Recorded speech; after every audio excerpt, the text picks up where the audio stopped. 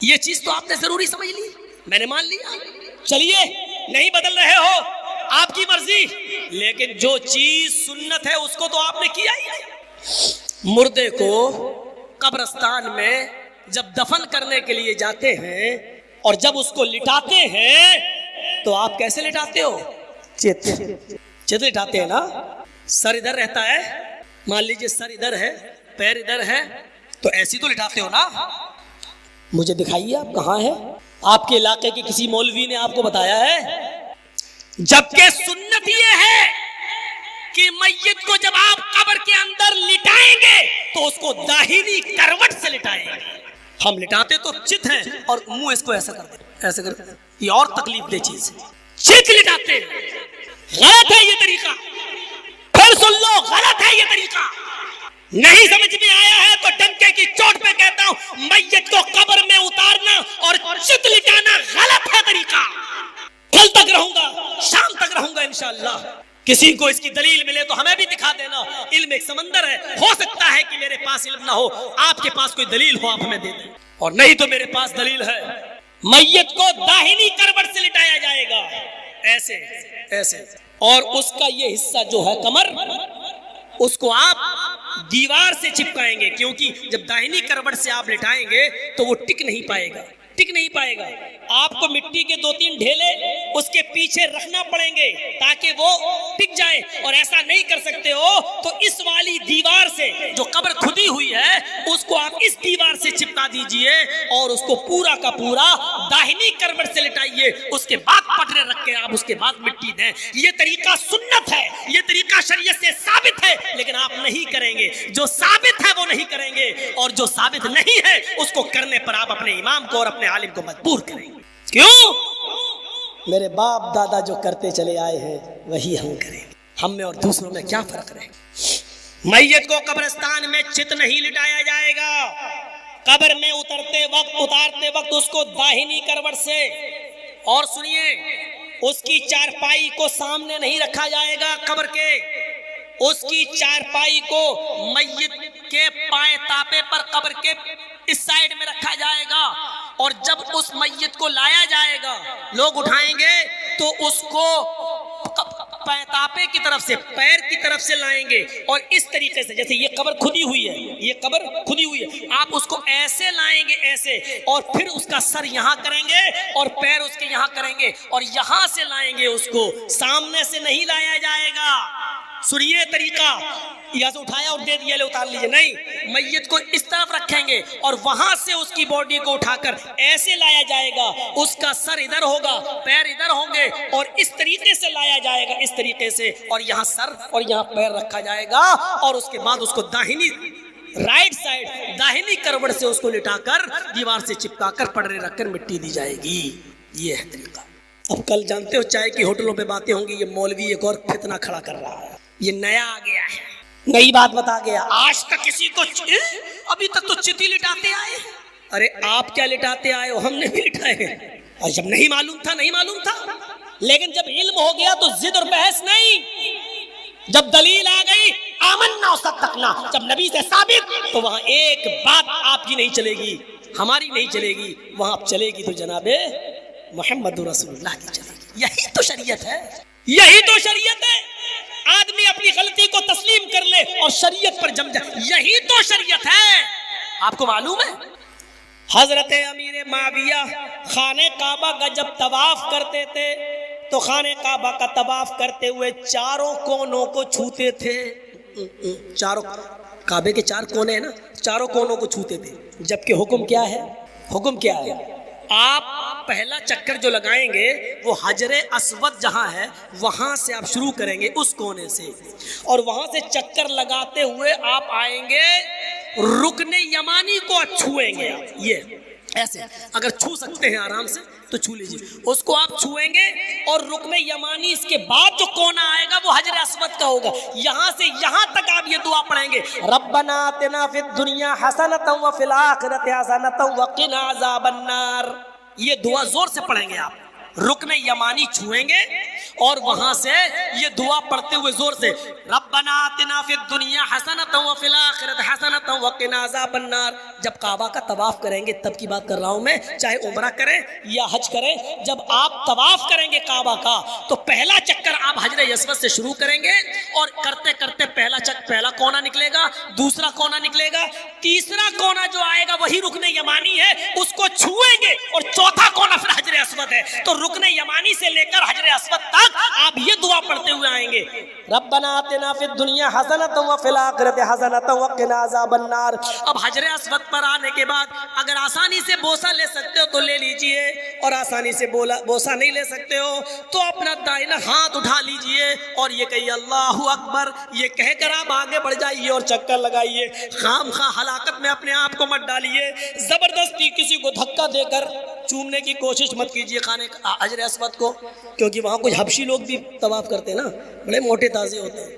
ہم نے تھوڑی بہت کوشش کی تو ایک دھکے میں گرے تھے ادھر, بڑے لمبے چوڑے ہوتے ہیں. اب ان کو تھوڑی معلوم یہ مولانا جرجیس ہے کون ہے, وہاں تو سب ایک ہی ڈریس میں ایک ہی لباس میں.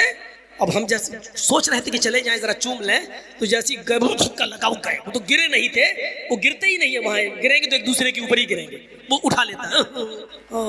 مصیبت مول مت لو, چلو اللہ اکبر کہہ کے آگے بڑھ گئے. اور وہ بڑے بدماش ہوتے ہیں کالے لوگ جو ہوتے ہیں, وہ حبشی, وہ کسی کے نہیں دیکھتے. وہ ایک تو افریقہ کے ہوتے ہیں, لگتا ہے ان کے کالے ہونٹوں سے ہی حجر اسود کالا ہوا ہوگا, ایسا لگتا ہے. وہ اتنے ویسے ہوتے ہیں کر کے وہ آگے بڑھ جاتے ہیں. تو یہ طریقہ چار, لیکن رکن یمانی کو چھونا اور حجر اسود کو بوسہ لینا اگر آسانی سے ہو سکے. لیکن امیر معاویہ کیا کرتے تھے, وہ چاروں کونے چھوتے تھے, یہ پھر دوسرا چاروں کونے چھوتے تھے. ایک بار عبداللہ ابن عباس نے ان کو دیکھ لیا تو طواف کے بعد ان کو پکڑ لیا, کہنے لگے یہ تم کیا کرتے ہو؟ کہا کیوں, یہ چار کونے کیوں چھوتے ہو؟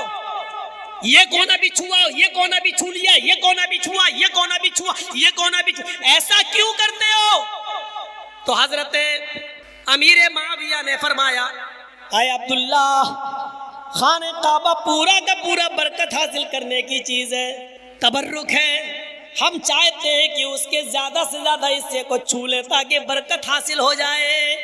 دیکھیے مقصد اچھا تھا, دل میں نیت اچھی تھی, مقصد اچھا تھا, ارادہ نیک تھا, لیکن کیا کہہ رہے ہیں کہ میں چاہتا ہوں کہ حجر پورا کا پورا کعبہ کا جتنے کونے سب چھو لوں, زیادہ سے زیادہ چھو لوں تاکہ برکت حاصل ہو. اس پر عبداللہ ابن عباس نے کیا فرمایا, سنو تم غلط کرتے ہو, میں بھی چاہتا ہوں کہ کعبے سے لپٹ جاؤں, میں بھی چاہتا ہوں کہ پورے کعبہ کے ایک ایک حصے کو میں چھوں اور چوموں اور چاٹوں اور برکت حاصل کروں, لیکن یہ محمد رسول اللہ کی سنت کے خلاف ہے.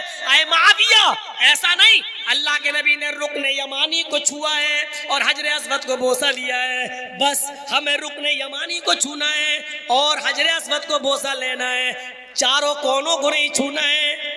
ایسا اللہ کے نبی جناب محمد رسول اللہ صلی اللہ علیہ وسلم نے ہمیں سکھلایا ہے, ایسا ہمیں اللہ کے نبی جناب محمد رسول اللہ صلی اللہ علیہ وسلم نے بتایا ہے. امیر معاویہ کہتے ہیں تم ٹھیک کہہ رہے ہو, اتنے بڑے صحابی لیکن غلطی واپس لے لی. کیا کہتے ہیں, تم ٹھیک کہہ رہے ہو, اب میں ایسا ہی کروں گا, رکن یمانی کو چھوؤں گا اور حجر اسود کو بوسہ لوں گا, کیونکہ یہی محمد رسول اللہ کا طریقہ ہے. ایک چیز اپنی طرف سے آگے نہیں بڑھا رہے, ایک حدیث ایک واقعہ اور سنا کر میں آپ کو رخصت کروں گا, آپ کے پنڈال سے جائیے. میرے بھائیو سنیے, بڑا اچھا واقعہ ہے, بڑا اچھا. عبداللہ ابن مسعود نے ایک مرتبہ اس آدمی کو ڈانٹا, فجر کی نماز کے بعد 2 رکعت سنت پڑھنے کے بعد, فجر میں 2 رکعت سنت ہے, 2 فرض ہے, 2 سنت 2 فرض. تو عبداللہ ابن مسعود نے ایک آدمی کو ڈانٹا. کیوں ڈانٹا؟ کہ وہ 2 رکعت سنت پڑھنے کے بعد, ابھی دیکھا نماز میں ٹائم ہے, فرض نماز میں دیر ہے, ابھی بعد میں جماعت کھڑی ہوگی, تو 2 رکعت سنت پڑھنے کے بعد وہ اور 2 رکعت پڑھنے لگا, اللہ اکبر, اور لمبی نماز پڑھنے لگا. جب لمبی نماز پڑھ کے ختم کیا تو عبداللہ ابن مسعود نے ڈانٹا. دیکھیے 2 رکعت سنت پڑھ چکے تھے, اب 2 فرض پڑھنا ہے, تو فرض تو پڑھنے رہے, وہ تو جماعت کے ساتھ پڑھو گے, 2 سنت پڑھنے کے بعد 2 رکعت اور پڑھنے کے لیے کھڑے ہو گئے, یہ سوچ کر ابھی ٹائم تو ہے اور پڑھ لو. لیکن عبداللہ ابن مسعود نے جب ڈانٹا تو انہوں نے کہا مجھے کیوں ڈانٹ رہے ہو, کہا تمہیں گناہ پڑے گا. تو اس آدمی نے کہا اے عبداللہ, نماز پڑھنے پر اللہ مجھے گناہ دے گا؟ دیکھیے سوال دیکھیے، ارے میں تو نماز پڑھ رہا ہوں، کیا نماز پڑھنے پر اللہ مجھے عذاب دے گا؟ عبداللہ ابن مسعود نے کہا نہیں، نماز پڑھنے پر عذاب نہیں دے گا، سنت کی مخالفت کرنے پر اللہ تمہیں عذاب دے گا، کیونکہ اللہ کے رسول نے فجر کی 2 سنت اور 2 فرض ہی پڑھی ہے، تم 2 سنت پڑھنے کے بعد پھر سنت پڑھنے کے لیے کھڑے ہو گئے ہو، یہ گناہ ہے، یہ عذاب ہے، تمہیں نماز پڑھنے کا عذاب نہیں پڑے گا، سنت کی مخالفت کرنے کی سزا دے گا، تم سنت بدل رہے ہو، نبی کا طریقہ بدل رہے ہو، اس کا عذاب دے گا۔ تو میرے بھائیوں، ہمیں سنت کو پہچاننا چاہیے۔ جمعے کے خطبے میں نے کہا نیت پر ڈیپینڈ ہے ہماری عبادت، اور آج ہم نے یہ بتایا ہماری عبادت سنت پر ڈیپینڈ ہے، جناب محمد رسول اللہ کی مہر پر ڈیپینڈ ہے، نبی کے طریقے پر ڈیپینڈ ہے، ہماری عبادتوں پر اگر محمد رسول اللہ کی مہر لگی ہے تو وہ قبول ہوگی۔ اس لیے یاد رکھیے گا، فرض نماز کے بعد دونوں ہاتھ اٹھا کر دعا مانگنا ناجائز نہیں ہے۔ فرض نماز کے بعد اکیلے تنہائی میں آپ جتنی دعا مانگنا چاہیں مانگیں۔ اعتراض صرف اس بات پر ہے، غلط صرف یہ ہے کہ فرض نماز کے بعد امام کا انتظار میں بیٹھے رہنا، اور امام ہاتھ اٹھائے تب مقتدی ہاتھ اٹھائیں، اور امام دعا کرائے مقتدی آمین آمین بولیں، یہ طریقہ غلط ہے۔ آپ دعا مانگیے، جتنی مانگ سکتے ہو مانگیے۔ دوسری چیز، ختنے کا کھانا حرام ہے، ختنے کا کھانے کی اگر کوئی دعوت کرے تو نہیں جانا چاہیے۔ ہاں، اگر عقیقہ کر رہا ہے 7ویں دن اور 7ویں دن بچے کا عقیقے میں ختنہ کرا لیتا ہے تو اس کو ختنے کی دعوت نہیں، اس کو عقیقے کی دعوت کہنا چاہیے، عقیقے کی دعوت میں جانا چاہیے، وہ مسنون ہے، سنت ہے۔ اور سن لیجئے، عقیقہ صرف 7ویں دن جائز ہے، بس عقیقہ صرف 7ویں دن جائز ہے۔ 7ویں دن کے بعد نہ 14واں دن نہ 21واں دن، یہ صرف اپنی طرف سے بنی ہوئی خرافاتیں ہیں، اس کو چاہے جو کہہ لو، یہ ساری چیزیں غلط ہیں۔ 7ویں دن اگر آپ کے پاس استطاعت ہے تو عقیقہ کریں، اور اگر نہیں ہے تو پھر زندگی میں اللہ تعالیٰ جب آپ کو موقع دے دے اور جب صاحب استطاعت ہو جائیں آپ، تب آپ اپنے بچے کی طرف سے عقیقہ کر سکتے ہیں۔ 14ویں دن اور 21ویں دن کی کوئی وہ نہیں ہے۔ اب بہت سے لوگ استطاعت والے تو ہو گئے لیکن ابھی نہیں کرتے عقیقہ۔ کیا کرتے ہیں؟ بیٹے کی شادی ہے، اس کی شادی میں بیٹے کا بھی کر دیں گے اور پوتے کا بھی کر دیں گے، بیوی کا بھی کر دیں گے۔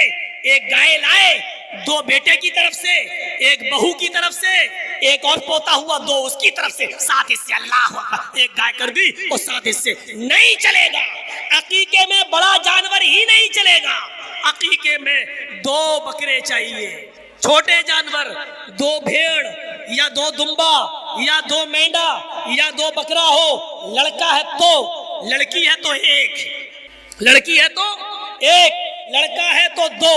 اگر آپ کے پاس تنگی ہے اور نہیں کر سکتے ہیں، لڑکا ہے 2 نہیں تو 1 بھی کر سکتے ہیں، چل جائے گا، لیکن اگر ہے تو 2 کریے۔ اور سنیے، عقیقے میں 2 دانت کا ہونا ضروری نہیں ہے، عقیقے میں 2 دانت کا جانور ہونا ضروری نہیں ہے۔ قربانی والے احکام یہاں نافذ نہیں ہوں گے۔ اتنا بڑا، اب 2 دانت کا ضروری نہیں ہے تو اتنا چھوٹا بھی نہ ہو کہ آج ہی پیدا ہوا۔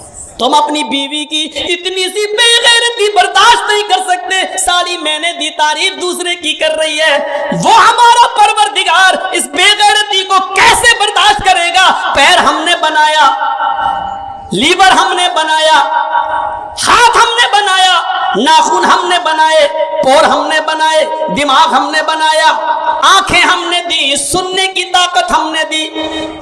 تیری ماں کے پیٹ میں سورج کا اندھیرا، پیٹ کا اندھیرا، پھر بچے دانی کا اندھیرا، ان تین اندھیروں میں رہ کر بھی اس نے تجھے آکسیجن پہنچایا، وہ انتظام ہم نے کیا ہے۔ جب تو باہر آیا تو باہر آنے کے لیے آکسیجن کی ضرورت تھی، تیرے آنے سے پہلے ہم نے ہوا کا پہلے انتظام کر دیا۔ تو دنیا میں آیا، تو ڈائریکٹ بھینس کا اور گائے کا دودھ نہیں پی سکتا تھا، اس لیے کہ تیرے لیور کے لیے اس سے بھی ہلکے دودھ کی ضرورت تھی، تو اللہ نے تیرے پیدا ہونے سے پہلے تیری ماں کی پستان میں باریک باریک ہزاروں سوراخ بنا دیے۔ ہزاروں سوراخ اس لیے بنائے کیونکہ تو بچہ ہے، چوسے گا، ماں کی پستان میں اپنا منہ لگائے گا تو اس سے اتنا ہی دودھ آئے، اتنا ہی آئے جتنا 2-3 بوند تو کھینچ سکے اور تیرا لیور اس دودھ کو ہضم کر سکے، اگر وہ چھوٹے چھوٹے سوراخ اللہ پستان میں نہ بناتا تو تو پورا گھوٹ بھی کھینچ سکتا تھا اور پی سکتا تھا، جو تیرے لیے نقصان دہ ہوتا، تیرے لیور کے لیے نقصان دہ ہوتا۔ اللہ نے تیری ماں کے پستان میں دودھ پہلے بھر دیا ہے، دودھ پستان میں چھوٹے چھوٹے سوراخ بھی بنا دیے تاکہ تو اتنا ہی دودھ اپنی ماں کی پستان سے حاصل کر سکے جتنا تیرا لیور برداشت کر سکتا ہے، جتنا تیری آنتیں برداشت کر سکتی ہیں۔ یہ سارے کام ہم کریں، اور جب باہر بچہ پیدا ہو جائے تو کہہ دو اجمیر والے نے دیا، بدایوں والے نے دیا، کچھوجا والے نے دیا، فلاں پیر صاحب نے دیا۔ اللہ اس بے غیرتی کو کیسے برداشت کرے گا؟ اس لیے فرمایا میرے بندو تم ہی بتاؤ، جب یہ سارے کام میں پہلی بار کر سکتا ہوں تو کیا انسان کے مرنے کے بعد ہم اس کو دوبارہ زندہ نہیں کر سکتے؟ الیس ذالک بقادر علی ان یحیی الموتى، تو کیا میں اس بات پر قادر نہیں ہوں کہ انسان کو مرنے کے بعد دوبارہ زندہ کر دوں؟ کر سکتا ہے، اور جب تک دوبارہ زندہ نہیں کیا جائے گا انسان کو اس کے اچھے کاموں کا پورا انعام نہیں ملے گا اور برے کاموں کی پوری سزا نہیں ملے گی۔ دنیا میں کوئی عدالت ایسی نہیں ہے جو پوری سزا دے سکے اور پورا انعام دے سکے، پورا انعام کوئی نہیں۔ اس لیے فیصلے کا دن کو ماننا پڑے گا، اور اسلام فیصلے کا ایک دن متعین کرتا ہے۔ مرتیو جنمم مرتیو پشچاتم دتیہ جنمم بھوتی، لیجئے رگ وید تو یہ کہہ رہی ہے نے ترتیہ نے چترتھ نے پنچم نے षष्ठ نے سپت نے اشٹ نے نوم نے دشنکہ، مرتیو پشچاتم دتیہ جنمم بھوتی، مرنے کے بعد تمہارا دوسرا جنم ہوگا۔ ایک ہی جنم بتا رہا رگ وید، مرنے کے بعد تمہیں دوبارہ وجود میں لایا جائے گا۔ نے ترتیہ نے چترتھ نے پنچ، نہ تیسری بار نہ چوتھی بار نہ پانچویں بار، نے षष्ठ نہ چھٹی بار، نے سپت نہ ساتویں بار، نے اشٹ نہ آٹھویں بار، نے نوم نہ نویں بار، نے دشنکہ اور نہ 10ویں بار۔ یعنی مرنے کے بعد دوبارہ جیوت کیے جاؤ گے، نہ کتا بنو گے، نہ بلی بنو گے، نہ چوہا بنو گے، نہ چھچوندر بنو گے، نہ آلو بنو گے، نہ ٹماٹر بنو گے، کچھ نہیں۔ یہ ساری چیزیں مرنے کے بعد ایک دوسرا اس رگ وید نے کلیئر کر دیا ہے۔ اس لیے ہمیں اور آپ کو اس دنیا میں مرنے کے بعد والی زندگی کے لیے تیاری کرنا چاہیے۔ تو یہ اسلام ہے، اور اللہ نے یہ کیوں کہا کہ وَمَن يَبْتَغِ غَيْرَ الْإِسْلَامِ دِينًا، اسلام کو چھوڑ کر کوئی دوسرا دین تلاش کرو گے تو اس کا قبول نہیں کیا جائے گا۔ اسلام مساوات سکھلاتا ہے۔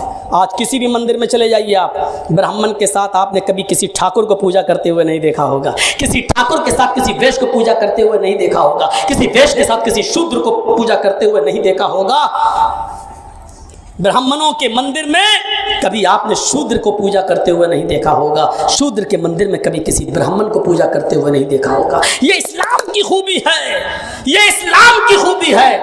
کائنات کی سب سے عظیم مسجد خانہ کعبہ، پہلی صف میں اذان کی آواز سن کر سعودیہ کا کوئی غریب انسان، ٹیکسی چلانے والا، رکشہ چلانے والا، نماز پڑھنے کے لیے اگر پہلی صف میں بھی آ کر بیٹھ جاتا ہے اور پہلی صف فل ہو جاتی ہے، اور سعودیہ کے بادشاہ سلمان، کنگ سلمان کو آنے میں تھوڑی دیر ہو جاتی ہے، لیکن یہ طاقت کنگ سلمان کے اندر بھی نہیں ہے کہ وہ آگے بیٹھے ہوئے اس رکشہ چلانے والے آدمی کو اس کی صف سے ہٹا کر اس کو پیچھے کر دے اور خود وہ آگے بیٹھ جائے۔ میرے بھائیوں، تم بعد میں آئے ہو، پیچھے جہاں جگہ ملے وہاں آگے کی صف سے کسی غریب انسان کو بھی ہٹانے کا پاور تم بادشاہ ہوگے سعودیہ کے، لیکن آئے ہو میرے گھر میں، یہاں تمہاری نہیں چلے گی، یہاں میرا قانون چلے گا، یہاں میرے اصول چلیں گے، یہاں میرے ضابطے چلیں گے۔ یہ دنیا میں ایک واحد مذہب ہے اسلام جو کسی بادشاہ کو بھی اتھارٹی اور پاور نہیں دیتا کہ آگے کے صف سے کسی غریب آدمی کو اٹھا کر پیچھے کر دے۔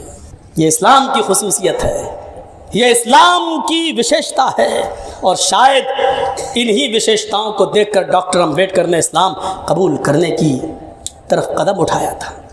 بیت المقدس فتح ہو جب اب ہاتھ میں آتی ہے، حضرت عمر کو دعوت دی جاتی ہے کہ آئیے امیر المومنین بیت المقدس میں آئیے اور یہاں 2 رکعت نماز پڑھائیے ہمیں۔ حضرت عمر فاروق بیت المقدس کا سفر کر رہے ہیں، یروشلم کی سرزمین پر گھس جاتے ہیں، اور وہاں سے جب بیت المقدس کی طرف جاتے ہیں، جس اونٹ کے اوپر جا رہے تھے اس اونٹ کے اوپر صرف ایک ہی آدمی بیٹھ سکتا تھا۔ کیونکہ اس اونٹ کے اوپر اس کی غذا لاد دی گئی تھی، اس کا کھانا لدا ہوا تھا۔ ایک آدمی بیٹھ سکتا تھا اور ایک آدمی لگام پکڑ کر اونٹنی کو لے کے چلتا۔ یہ طے ہوا 1 میل تم چلو گے میں بیٹھوں گا، پھر 1 میل میں چلوں گا تم بیٹھو گے۔ کس نے؟ حضرت عمر فاروق نے۔ کس سے کہا؟ اپنے غلام افلاح سے۔ کیا کہا؟ 1 میل میں بیٹھوں گا، تم اونٹنی کی لگام پکڑو گے، اور پھر تم بیٹھو گے میں اونٹنی کی لگام پکڑوں گا۔ اور جب یہ سفر ہونے لگا، چلنے لگے، حضرت عمر فاروق رضی اللہ تعالیٰ عنہ اور بیت المقدس جب آنے والا ہوا، اتفاق دیکھیے، ایسا منظر ہمیں کہیں بھی دیکھنے کو نہیں ملتا ہے۔ یہ منظر آج کے شاہانہ شان و شوکت میں حکومت کرنے والے اس منظر کو دیکھیں۔ اسی لیے مہاتما گاندھی نے ستیہ اور اہنسا میں لکھا ہے کہ حضرت عمر فاروق جیسا عدل اور انصاف اگر بھارت میں قائم کر دیا جائے تو اس دیش کے اندر سے ہتیائیں بند ہو جائیں، اس دیش میں امن، سکون اور شانتی پیدا ہو جائے، اور امن و سکون اور شانتی کی گنگا بہنے لگے۔ یہ مہاتما گاندھی نے کہا ہے۔ بی جے پی گورنمنٹ ہونے کے باوجود، مودی کے پردھان منتری ہونے کے باوجود ستیہ اور اہنسا سے یہ شبد نکل نہیں سکے، آج بھی موجود ہیں۔ آج کی اس 27 نومبر کی تاریخ میں بھی ستیہ اور اہنسا میں شبد موجود ہیں کہ عمر فاروق کا اگر نیائے عدل قائم کر دیا جائے تو دیش میں خون خرابہ بند ہو جائے۔ مہاتما گاندھی کے جملے آج بھی لکھے ہوئے ہیں۔ بیت المقدس جب آنے والا ہوا تو اتفاق دیکھیے، حضرت عمر فاروق کی اونٹنی کی لگام پکڑنے کی باری آ جاتی ہے۔ ان کا غلام کہتا ہے امیر المومنین بیٹھے رہیے، اگر آپ اونٹنی کی لگام پکڑیں گے تو عزت، ہم لوگ کیا بولتے ہیں نا، عزت کا کچڑا ہو جائے گا، آپ کی عزت کا جنازہ نکل جائے گا۔ بیت المقدس کے آس پاس یہودی کھڑے ہیں، کیا کہیں گے کہ امیر المومنین ان کا لگام پکڑا اونٹنی کا۔ حضرت عمر نے کہا افلاح اونٹ روکو، افلاح اونٹ روکو۔ اس نے کہا نہیں امیر المومنین، لوگوں کی نظریں ہیں، دیکھ رہے ہیں، میں آپ کا خادم ہوں، 1 میل اور دے کے چلتا ہوں، آپ بیٹھے رہیے۔ حضرت عمر کود جاتے ہیں۔ الفاروق میں علامہ شبلی نقل کرتے ہیں کہ کود گئے، نیچے چھلانگ لگا گئے، اور افلاح سے کہا بیٹھو۔ کہا امیر المومنین آپ لگام پکڑیں گے ان لوگوں کے سامنے، کیا کہیں گے لوگ؟ کہا نہیں، باری تمہاری آئی ہے بیٹھنے کی، بیٹھو۔ حضرت عمر فاروق نے افلاح کو اونٹ پہ بٹھایا اور اونٹنی کی لگام پکڑ کے چلنے لگے۔ بیت المقدس کے پاس جو یہودی کھڑے تھے اس منظر کو دیکھ کر مسلمانوں سے پوچھتے ہیں کیا تمہارا امیر المومنین وہ ہے جو اونٹ کے اوپر بیٹھا ہوا ہے؟ کیا تمہارا امیر المومنین وہ ہے جو اونٹنی پر سوار ہے؟ اور مسلمان اپنے آنکھوں میں آنسو بھرے ہوئے رو رہے ہیں، خوشی کے آنسو ہیں ان کی آنکھوں میں، اور روتے ہوئے کہہ رہے ہیں نہیں نہیں اے یہودیوں، میرا امیر المومنین تو وہ ہے جو اونٹنی کی لگام پکڑ کے چل رہا ہے، اور اس اونٹنی پر جو آدمی بیٹھا ہوا ہے وہ تو ان کا غلام ہے۔ اس نے اپنے غلام کو اس لیے بٹھا دیا ہے کیونکہ اس کے اونٹ پر بیٹھنے کی باری آ گئی تھی۔ امیر المومنین نے حق نہیں مارا ہے، اس کو اس کے اونٹ پر بٹھایا ہے اور خود اپنی باری پر لگام پکڑ کے چلنے لگے۔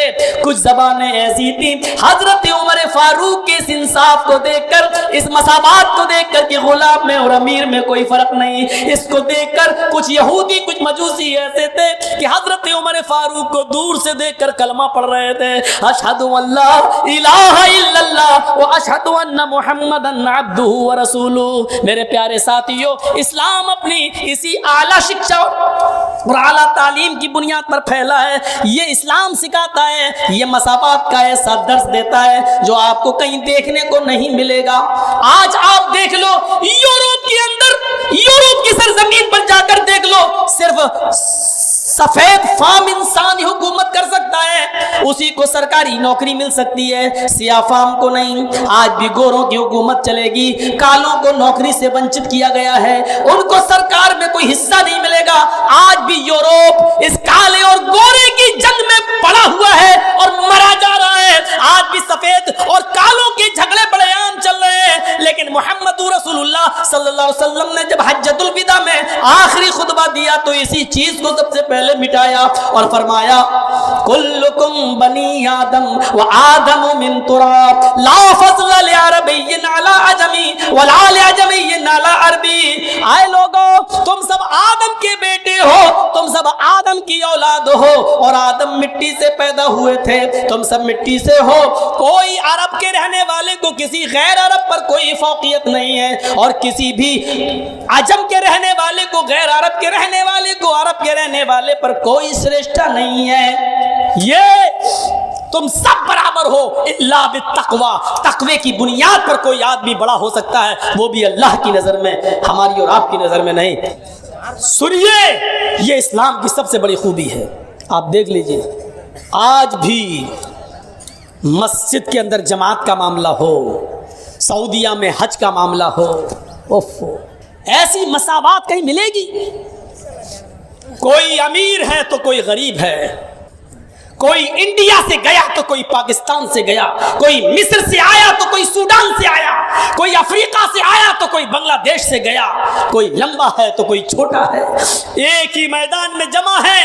عرفات کا میدان لبالب بھرا ہے اور سب کے منہ سے ایک ہی جملہ نکل رہا ہے, لبیک لبیک اللہم لبیک لا شریک لک لبیک. حاضر ہوں اے اللہ, میں تیرے دربار میں حاضر ہوں. ایسا لگ رہا ہے جیسے کوئی بہت بڑا پاپی, بہت بڑا گناہگار گورنمنٹ نے جس کو موقع دیا ہو کہ 1 مہینے کا موقع دے رہا ہوں, وہ کورٹ میں آ کے اپنے آپ کو سرنڈر کر دے, ورنہ 1 مہینے میں حاضر نہ ہوا تو اس کو جہاں دکھائی دے گولی سے شوٹ کر دو, مار دو. ایسا مجرم جو بھاگ رہا ہو اور کورٹ میں آ کے اپنے آپ کو سرنڈر کر رہا ہو, ایسا لگ رہا ہے جیسے ہندوستان اور پاکستان, مصر اور سوڈان اور افریقہ سے اپنے گناہوں کی پوڑری لاد کر اللہ کے دربار میں, اللہ کی عدالت میں اپنے گناہوں کی گٹھری لاد کر کوئی اعلان کر رہا ہو کہ اللہ میں حاضر ہوں, اللہ میں نے اپنے آپ کو سرنڈر کر دیا, اللہ میں نے اپنے آپ کو تیری عدالت میں سونپ دیا, اللہ میں نے زندگی بھر گناہ کیے ہیں, اللہ میں نے بہت بڑے پاپ کیے, آج تیرے گھر میں آ گیا ہوں, تیرے میدان میں جمع ہوں. اے اللہ دیکھ, میرے جسم کے اوپر کوئی سلا ہوا کپڑا نہیں ہے, کوئی فخر نہیں ہے, کوئی میں بہت اسٹینڈرڈ کپڑا پہنے ہوئے نہیں ہوں. اے اللہ یہ سارے لوگ ایک ہی لباس میں ہیں, میرا بھی وہی لباس ہے. الہ العالمین, ہم حاضر ہو گئے, ہم نے تیرے سامنے اپنے آپ کو سرنڈر کر دیا ہے.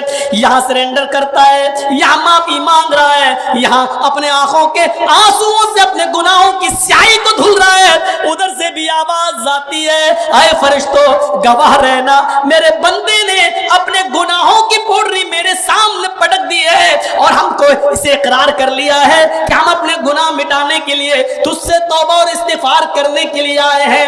فرشتوں گواہ رہنا, میں نے اپنے تمام بندوں کے گناہوں کو معاف کر دیا ہے, ان کو آج ایسا کر دیا ہے جیسے ان کی ماں نے انہیں آج ہی اپنی پیٹ سے جنا ہے, اپنے پیٹ سے آج ہی پیدا کیا ہے. جیسے بچہ گناہوں سے پاک و صاف ہوتا ہے, میں نے بھی ان کے گناہوں کو بخش دیا ہے, پاک و صاف کر دیا ہے ان کو گناہوں سے. میرے بھائیوں, ایک ہی لباس کیسا لگتا ہے, مساوات کا ایسا درس کہیں آپ کو دیکھنے کو نہیں ملے گا, کسی بھی جگہ نہیں ملے گا.